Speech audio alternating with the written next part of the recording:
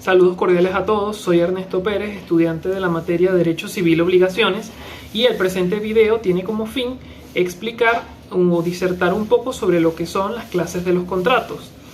En este caso existen muchas clasificaciones de los contratos, pero en el presente video vamos a destacar lo que son 9 tipos o 9 clases de estos contratos.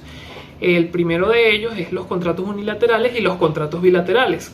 Los contratos unilaterales se producen cuando una de las partes obliga a la otra sin que ésta quede obligada. Ejemplos de ellos son la donación, el depósito, el mutuo. Por ejemplo, en la donación, donde solo se obliga el donante hacia el donatario. En el caso del depósito, donde solo el depositario se obliga a devolver la cosa al depositante y a cuidarla como un buen padre de familia. El mutuo, donde solo el mutuario se obliga a devolver al mutuante una cosa equivalente, entre otros. Los contratos bilaterales, por su parte, se originan cuando las partes se obligan recíprocamente la una hacia la otra. En este caso existen ejemplos como lo es el contrato de venta, donde el vendedor se obliga a transmitir la propiedad de la cosa al comprador y el comprador se obliga a entregar el precio de la cosa al vendedor. En el caso del arrendamiento, se obliga el arrendador a entregar al arrendatario la cosa arrendada y mantenerlo en posición pacífica, y el arrendatario se obliga a su vez a entregar al arrendador las pensiones de arrendamiento. Otra de las clasificaciones que se pueden encontrar o se pueden explicar en este video son los contratos onerosos y los contratos gratuitos. Los contratos onerosos son aquellos en los que se obliga a cada uno de los contratantes a dar o hacer alguna cosa en provecho del otro. En el caso del contrato gratuito, es aquel, como su nombre lo indica, en virtud del cual cada uno de los contratantes procura alguna utilidad o provecho al otro, pero sin que éste quede obligado a ninguna retribución. Por otra parte, también se encuentran los que son los contratos aleatorios y los contratos conmutativos. En el caso de los contratos conmutativos, son aquellos en los que desde un principio aparece determinada la relación existente entre los beneficios y sacrificios que las partes asumen. Así ocurre como lo es en el caso de la compra-venta y en el arrendamiento. Los contratos aleatorios, en contraposición de los conmutativos, son aquellos en los que dicha relación no está determinada, al depender únicamente de alguna circunstancia desconocida por las partes o una circunstancia imprevista. Ejemplos típicos de esto es el juego y la apuesta y el seguro. En el caso de la apuesta, tanto el jugador como el apostador pueden ganar o perder, y en el caso del seguro, el asegurado, por ejemplo, que asegura su casa contra algún incendio, alguna explosión, puede que se produzca ese hecho o no, y entonces a partir de allí se producen las obligaciones que al respecto se pudieron haber establecido o que se establecen a partir de ese hecho incierto. Los contratos nominados e innominados también es otra de las clasificaciones que se puede destacar en el presente video.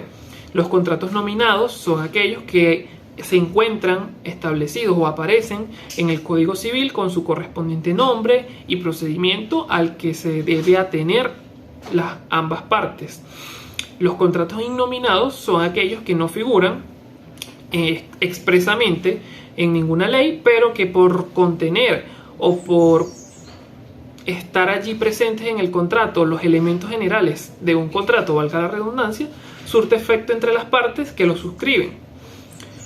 Otra de las clasificaciones que debe también mencionarse es la de los contratos consensuales, contratos reales y contratos solemnes. Los contratos consensuales son aquellos para cuyo perfeccionamiento solo se exige el mutuo consentimiento de las partes, y se tiene como ejemplo lo que es el contrato de venta, el de arrendamiento y el de mandato.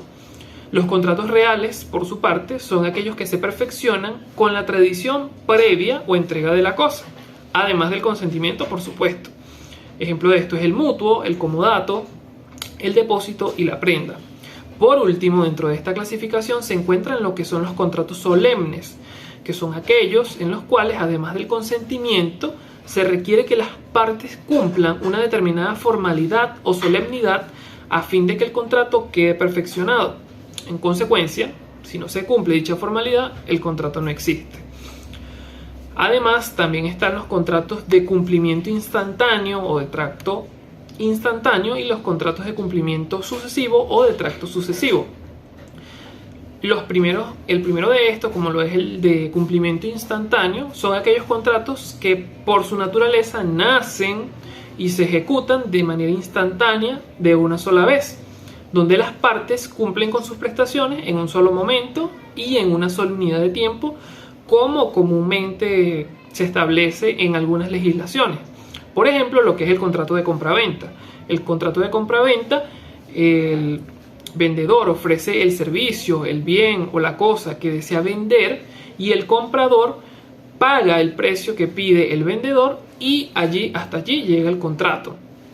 Diferente a esto es los contratos de tracto sucesivo, en los que la prestación de una de las partes, por lo menos, no se realiza en un solo momento o en una sola unidad de tiempo, como en los contratos de cumplimiento instantáneo, sino que se hacen periodos más o menos largos o por unidades de tiempo distanciadas. Por ejemplo, el arrendamiento.